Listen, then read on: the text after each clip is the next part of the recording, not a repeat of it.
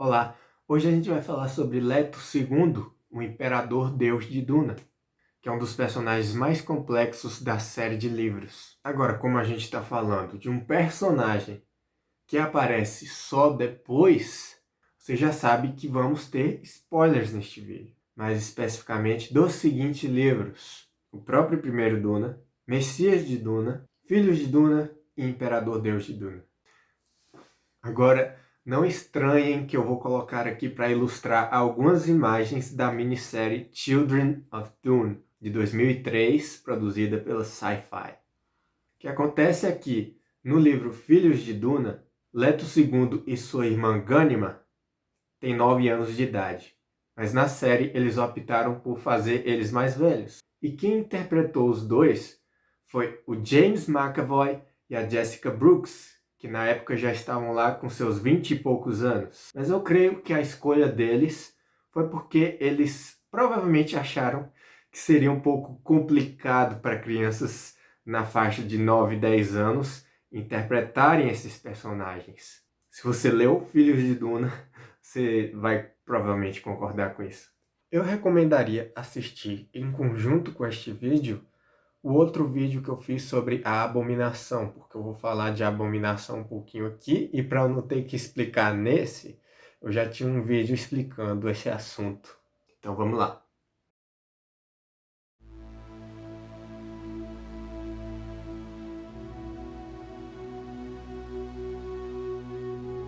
O Senhor está zombando de mim, milord? Zombar de você? Por meu nome, Stilgar, eu jamais zombaria de você. Eu lhe fiz um presente inestimável. Ordeno que o leve sempre perto do coração, como recordação de que todos os humanos podem errar e de que todos os líderes são humanos. Que Naib você teria dado? Que Naib eu sou. Eu sou o Naib de todos os Naibs. Jamais se esqueça disso.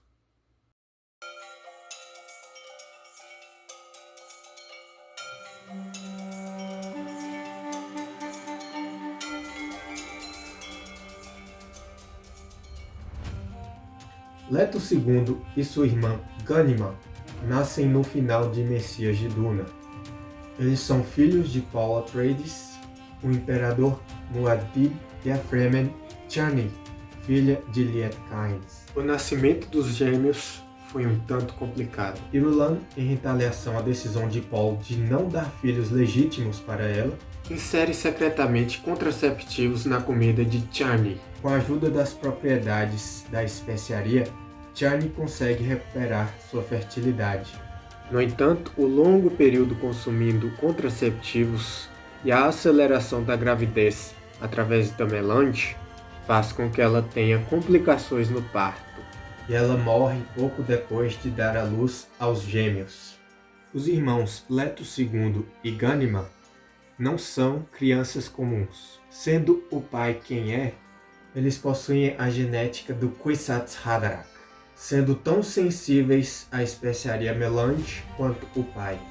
Assim, com o consumo exagerado da especiaria, eles despertam a outra memória ainda no ventre da mãe, tornando-se pré-nascidos como a tia Alia.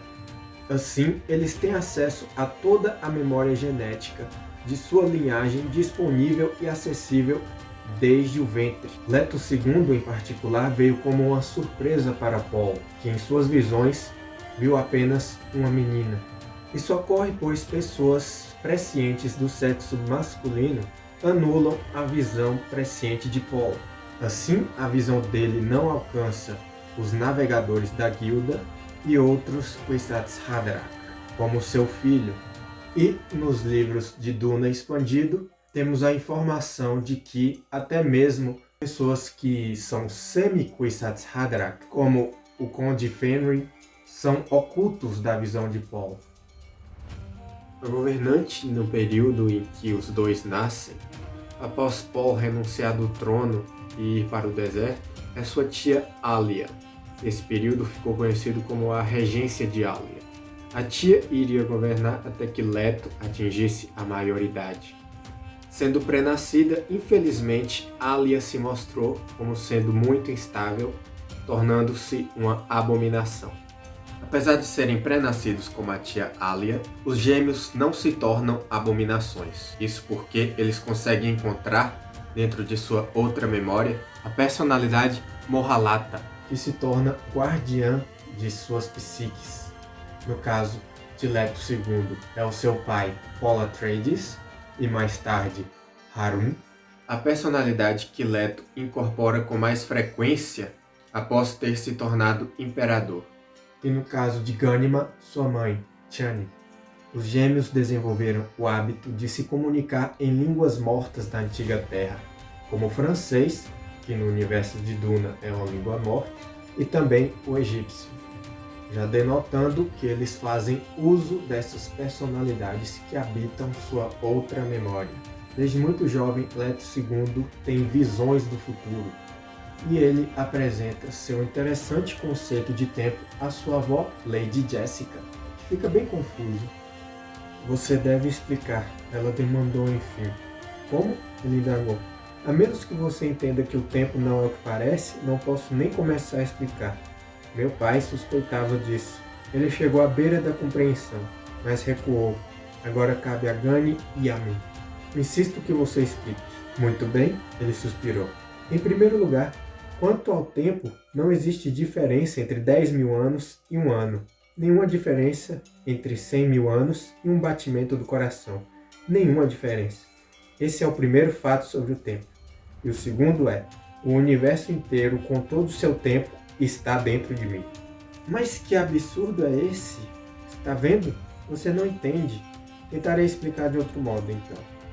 Ele ergueu a mão direita para ilustrar, movimentando-a enquanto falava.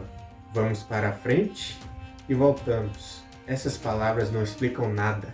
Em todo este capítulo, Leto tenta explicar para sua avó o seu plano de guiar o seu caminho dourado, coisa que ela não entende. Antes da gente prosseguir, seria legal a gente dar uma analisada nesse diálogo entre Leto II e sua avó Lady Jessica, porque ela nos dá uma boa perspectiva sobre como o Kwisatz Haderach vê o tempo, tanto Leto II quanto Paul.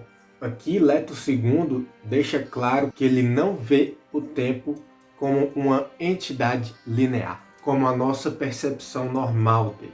Ele o vê como algo muito mais complexo e interconectado. Quando Leto diz que o universo inteiro, com todo o seu tempo, está dentro dele, isso indica a sua compreensão ampliada do tempo. Ainda mais se lembrarmos que ele pode ver toda a história da humanidade através de sua linhagem genética, desde antes dele nascer. Assim, ele se torna uma espécie de testemunha de toda a história e eventos que ocorrerão. É importante enfatizar que essa presciência em Duna não é 100% determinista ou fatalista. Que os Kwisatz Haderach veem são possibilidades de futuros e eles conseguem calcular a probabilidade que esse futuro tende a acontecer. Mas isso também não quer dizer que ele vai ocorrer de fato. Eles correm contra o tempo para evitar o pior que está sempre à sua frente em suas visões. Paul e Leto se surpreendem às vezes. Inclusive, uma parte do plano de Leto é justamente criar um mundo em que as surpresas sejam mais frequentes para ele. Um mundo que a visão presciente do Kwisatz Haderach não alcança. A presciência em Duna por si só é um tema bem complexo e renderia um vídeo ou mais por si próprio, então não vou me alongar muito aqui. Jessica então decide fazer o teste da abominação com seu neto, Leto II. Gurney Halleck injeta a água da vida em Leto, o que o faz entrar em transe e ter diversas visões. Leto temia que ele pudesse sair do teste como uma abominação, mas o que acontece é que ele fica ainda mais iluminado e ainda mais determinado a fazer o que deve ser feito de acordo com a sua visão presciente. Mas há um elemento muito interessante nessa passagem em que Leto passa pelo teste. Tem uma garota que passa um tempo com ele e ele tem visões de uma vida que ele poderia ter com ela. Ah, Sabirra, ele pensou, lembrando da outra visão que enchera seu coração de dor. Muitas foram as noites em que sonhei ao lado da água corrente, ouvindo o vento que passava no alto.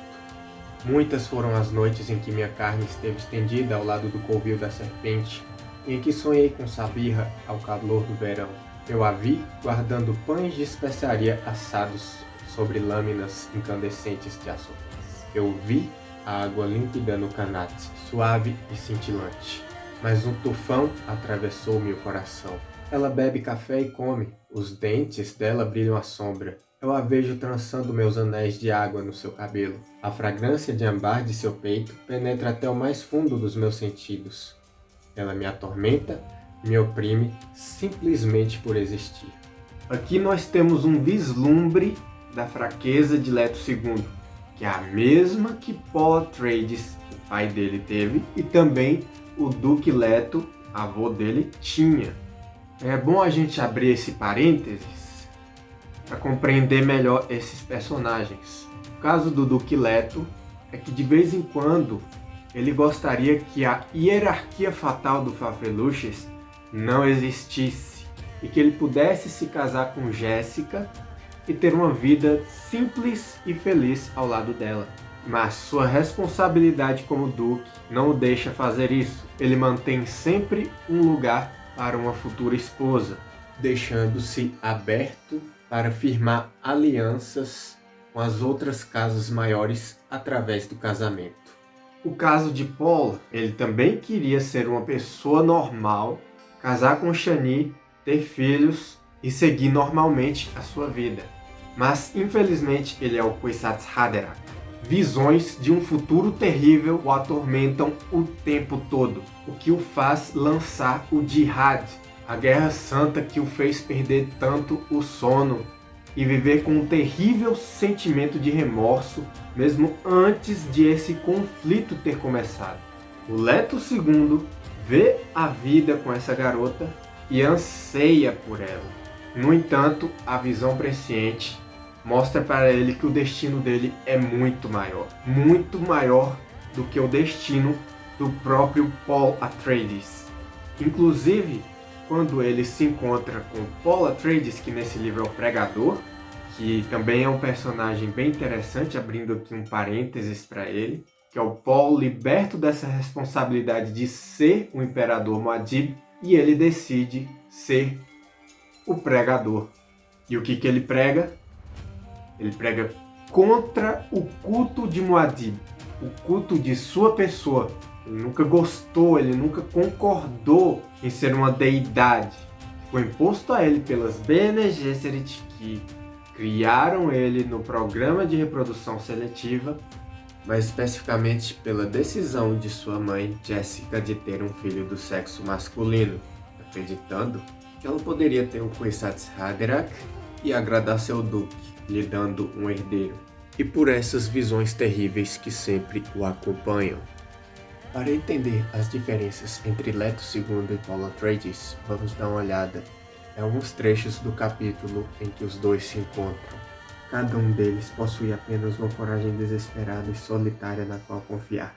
Mas Leto contava com duas vantagens. Ele se havia comprometido com um caminho do qual não havia retorno, e havia aceitado para si as terríveis consequências. Seu pai ainda esperava que existisse um caminho de volta, e não tinha se comprometido de maneira cabal. Você não deve. O pregador esganiçava com voz que raspava incomodamente os ouvidos. Ele percebe a minha vantagem, Leto pensou. Milhares de anos pacíficos, rebateu Leto. É isso que darei a eles. Hibernação, estagnação, naturalmente, e as formas de violência que eu permitir. Será uma lição que a humanidade nunca esquecerá. Cuspo em sua lição, Paul exclamou. Você acha que eu não vi uma coisa parecida com essa que você escolheu? Você viu, Leto concordou. E sua visão é melhor que a minha em algum sentido? Nem um milímetro melhor. Pior, possivelmente. Leto considerou. Então o que posso fazer se não resistir a você? Paul indagou. Apesar de Leto dizer que a visão dele é possivelmente pior do que a de Paul, Mais tarde, ele diz isso aqui: se eu tivesse escolhido o seu caminho, teria me transformado no Bikoros de Shaitan, e você, o que se tornará?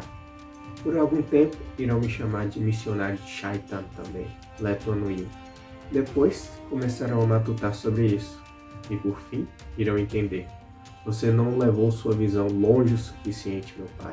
Suas mãos fizeram coisas boas e outras más, denotando que a visão dele chegou sim em um nível que a do Paul nunca esteve. Podemos dizer que o entendimento de Leto sobre o caminho dourado é melhor do que o do Paul. Leto coloca em si mesmo algumas trutas de areia, que mais tarde se tornariam vermes de areia. Ao fazer isso, sua pele fica super resistente e ele ganha uma super velocidade e força sobre-humana. Com seus novos poderes, ele retorna a Rakina para enfrentar sua tia e tomar o Império. Após isso, Leto se torna estéril. Os descendentes de sua irmã gêmea, Ghanima, é que continuariam a linhagem Atreides. Para tal, ela se une, filha de Wensicia Corrino e neto do antigo imperador Padishah nos tempos do primeiro Duna, Shaddam IV. Faraden mais tarde seria conhecido como o historiador Hark Alada. E assim como Irulan havia deixado os registros históricos sobre Paul Atreides, o imperador Muad'Dib, Hark Alada iria deixar os registros históricos dos primeiros anos do Império de Leto II, que viria a ser conhecido como o Imperador Deus. Podemos dizer que Faraden é a Irulan da vez em Filhos de Duna, um consorte transformado em historiador oficial do Império.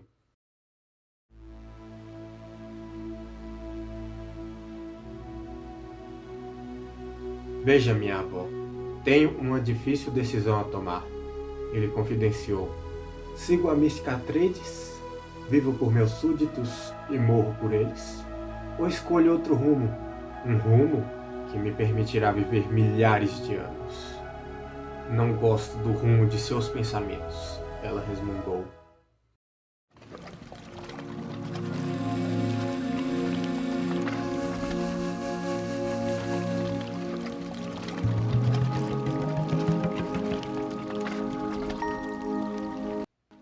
Alguém poderia perguntar por que o Leto II iria fazer uma transformação tão intensa em seu corpo. Vamos elencar duas razões. Uma, eu creio que é a imagem de um deus. Em Filhos de Duna, muitas vezes são mencionadas culturas antigas, especialmente o Egito. E os deuses do Egito são antropozoomórficos. Leto entende mais do que todas as pessoas o valor de um símbolo. Então, ele tornou-se um deus antropozoomórfico. E mais ainda, ele tem o corpo de um verme. O verme é a deidade absoluta na cultura dos Fremen. É o Shai Hulud, o velho pai eternidade. E ele se torna o próprio velho pai eternidade quando se torna um híbrido de verme com ser humano, aos olhos dos Fremen que possuem essa religião. E mais tarde a gente vai ver que os Tleilaxu também aderem a essa religião do Leto II. Mas isso é lá pro hereges de Duna que a gente vê. Eu tô aqui me adiantando. A outra é que, além da questão do símbolo da deidade, Leto II é também uma arca do legado de Arrakis. Nele vivem os vermes do futuro. Duna, em Imperador Deus de Duna, não é mais um planeta desértico. Agora é uma floresta. O sonho dos Fremen foi realizado. Mas não pode ser assim para sempre. Sem os vermes, não há Melande. Durante os tempos do Imperador Deus, só há Melande estocada nos reservatórios do próprio Leto II. E ele a fornece para quem ele acha que deve, quando ele acha que deve, na quantidade que ele acha que deve. Tem uma terceira razão, na verdade, que é a mais aparente. a longevidade que Leto II ganhou. Afinal, Imperador Deus de Duna se passa 3.500 anos depois dos eventos de Filhos de Duna. A longevidade que ele ganhou é provavelmente muito superior a qualquer técnica de retardar o envelhecimento das Bene Gesserit, que era o que a Lady Jessica temia que ele fosse usar. Assim, Leto tem o tempo necessário para guiar o seu caminho dourado.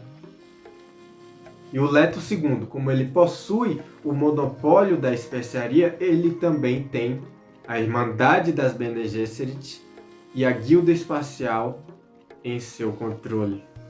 Uma coisa bem curiosa nesses tempos de Leto II, o Imperador Deus, é que ele bane os Mentats. Os Mentats são ilegais dentro do império dele. Para que serviam os Mentats no império anterior? Ali no Império dos Corrino e nos primeiros anos dos Atreides, os Mentats eram os computadores humanos, porque as máquinas pensantes foram banidas no Jihad Butleriano que ocorreu 10.000 anos antes do primeiro Duna. Enquanto ele bane os Mentats, ele próprio começa a usar mais dispositivos ixianos, o que atrai o preconceito daquelas pessoas que ainda têm arraigados os dogmas do Jihad Butleriano e da Grande Convenção.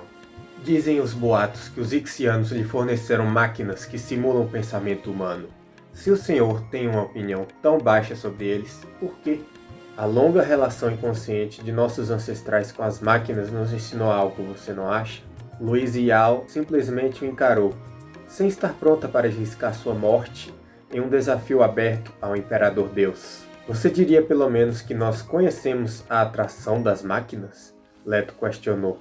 Uma máquina bem mantida pode ser mais confiável do que um servo humano, disse Leto. Podemos confiar que as máquinas não vão se permitir distrações emocionais. Luiz Yao recobrou a voz. Isso significa que o senhor pretende remover a proibição butleriana contra máquinas abomináveis? Prometo a você, disse Leto falando em sua voz gélida de desprezo, que se insistir nesse tipo de tolice, vou executá-la em praça pública. Eu não sou seu oráculo. E sabe o que é curioso nessa questão dos Mentats?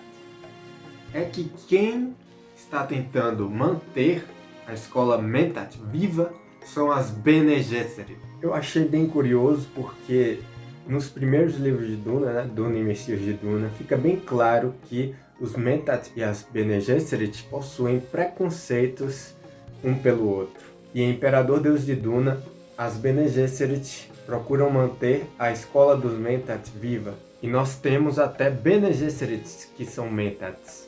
Nesse ponto do Império de Leto II, o exército dele é composto apenas por mulheres, as oradoras peixe. Elas recebem esse nome porque as sacerdotisas das culturas antigas falavam com peixes em seus sonhos. Creio que as oradoras peixe mereçam um vídeo próprio delas.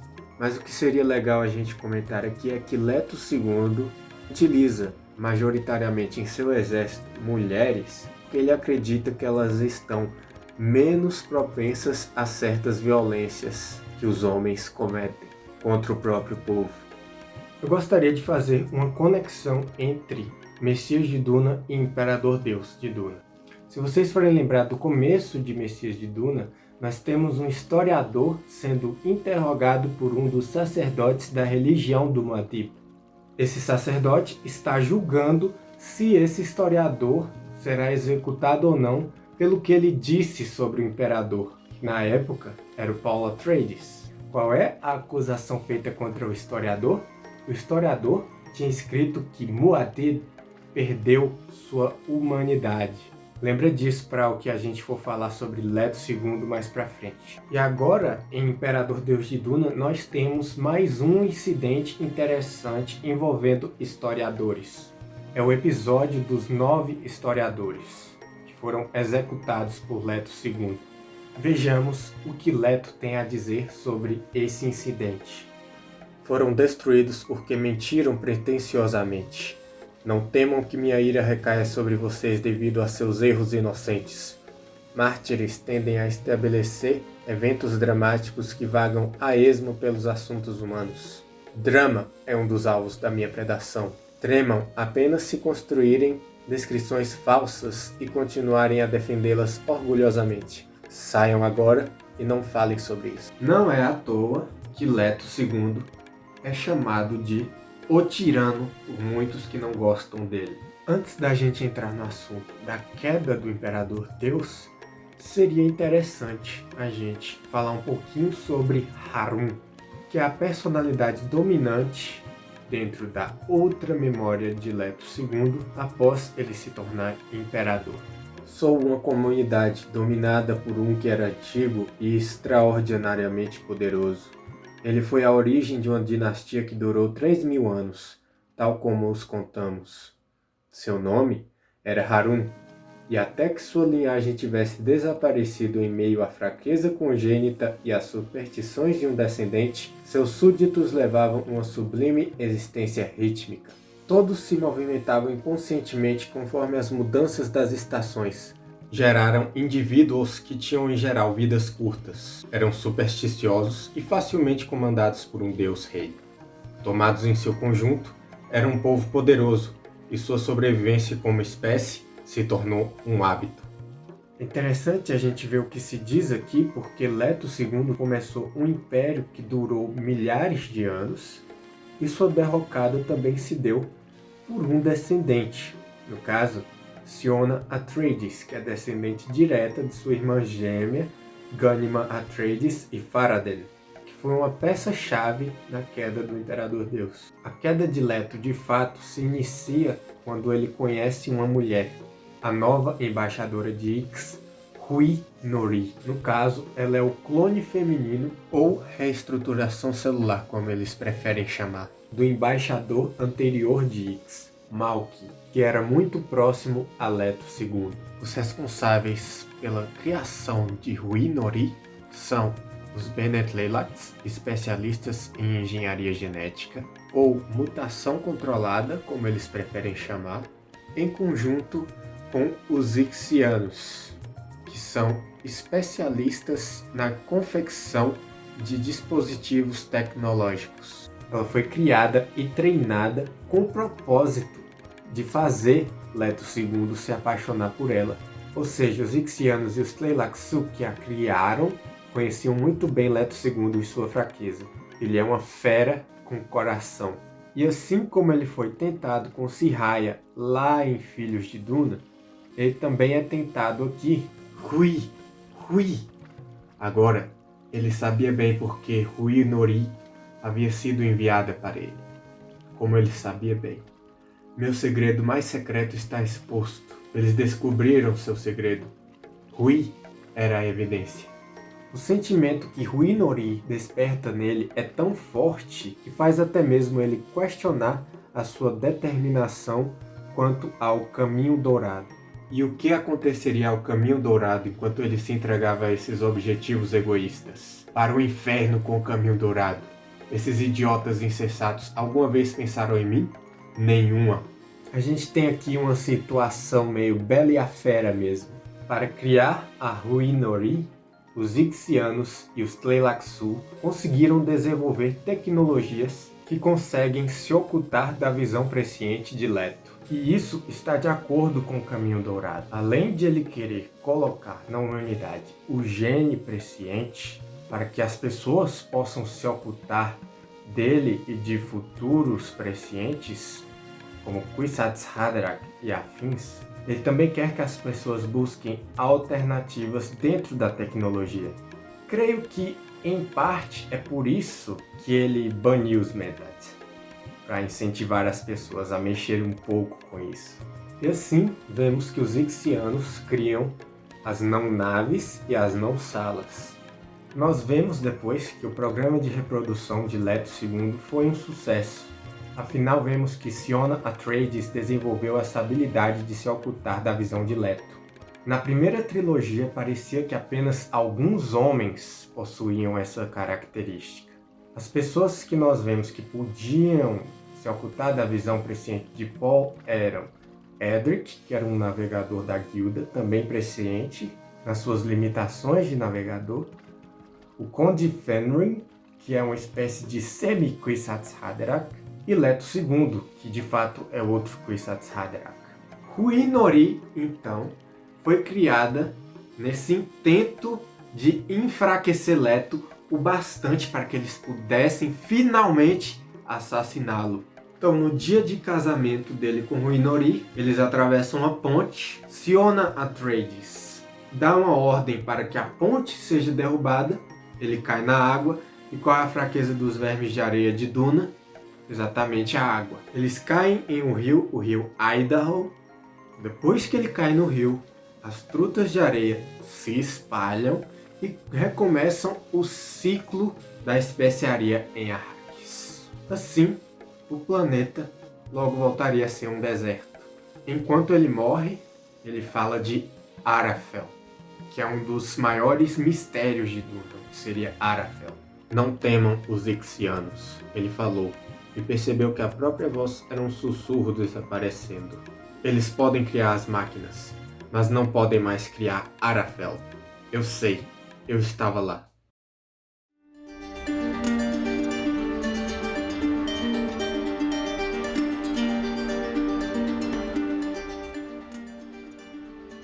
Nós vemos que o Leto II, ele tem uma espécie de complexo de Deus, né? Se você der um Ctrl F no Imperador Deus de Duna, vai ver que ele fala muitas coisas sobre o que ele é. Eu sou a religião. Eu sou a cripta dos meus antepassados. Eu sou os Atreides. Ele também diz que é um professor, que é uma das definições que eu acho mais interessante e que mais se aplicam a ele. Ele é muitas coisas, mas para definir o que ele é, para a gente fechar o vídeo com a chave de ouro, a gente vai ver o que ele diz sobre ele ser um predador. Sou um predador, Monel. Predador, senhor. O predador melhora a linhagem. Como pode ser? O senhor não nos odeia? Você me desaponta, Monel. O predador não odeia sua presa. Predadores matam, senhor. Mato, mas não odeio. A presa sacia a fome. A presa é boa. O senhor tem fome de quê? Monel se aventurou. De uma humanidade que possa de fato tomar decisões a longo prazo. Você sabe qual é a chave para essa habilidade, Monel? O senhor disse várias vezes. É a habilidade de mudar de ideia. Na minha opinião, o que isso significa para Duna como uma série? Tanto Paul quanto Leto tomaram para si o papel de predadores da humanidade. E sendo predadores, eles seriam também o seu guia. De que forma? Ora, um dos temas principais de Duna é que a estagnação leva à morte, ao fim da humanidade. Então, o que acontece com eles dois, que são Kwisatz Haderach? Eles tomam para si o papel de grande inimigo da humanidade. Um inimigo com o qual as presas teriam que se adaptar. Aí é que tá. Leto II tenta ensinar à humanidade, pelo exemplo, o que elas não devem fazer. Elas não devem jamais aceitar um imperador Deus. Quando me propus a liderar a humanidade ao longo do meu caminho dourado, prometi a eles uma lição de que seus ossos se lembrariam. Conheço um padrão profundo, o que os humanos negam com palavras, mesmo quando suas ações o reafirmam. Dizem que buscam segurança e quietude, a condição que chamam de paz. Enquanto enunciam estas palavras, eles plantam as sementes do tumulto e da violência. Se encontram sua segurança calma, provam-se inquietos lá dentro. Quão tediosa eles a consideram. Olhe para eles agora. Veja o que fazem enquanto gravo essas palavras. Ha! Dou a eles éons duradouros de tranquilidade imposta que perduram.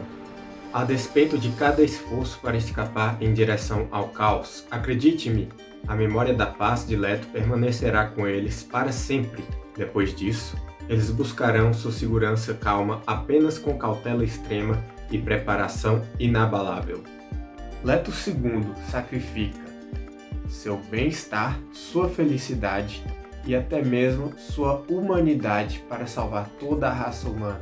Leto II leva ao extremo uma frase de um personagem muito querido de outra série de ficção científica, o Spock de Star Trek, que dizia: a necessidade de muitos sobrepõe-se à necessidade de poucos ou de um só. E estamos presos dentro da visão do meu pai.